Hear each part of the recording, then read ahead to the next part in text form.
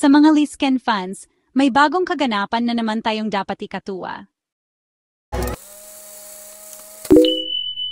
Si Enrique Hill, spotted with a brand new haircut. At grabe, sobrang fresh at napakagwapo. Walang kupas, walang pagbabago. Enrique Hill pa rin ang ultimate heartthrob. Abala rin si Enrique sa paghahanda para sa 127th Philippine Independence Day celebration sa Dubai ngayong June 14. Isa siya sa mga bida sa event at mukhang may mga paparating pang projects na ikakatuwa ng fans.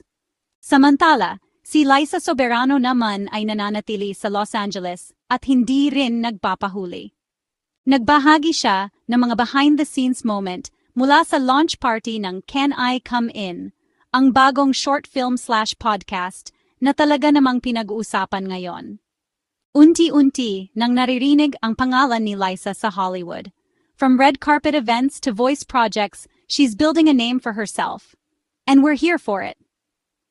Can I Come In is gaining buzz, and so is Liza.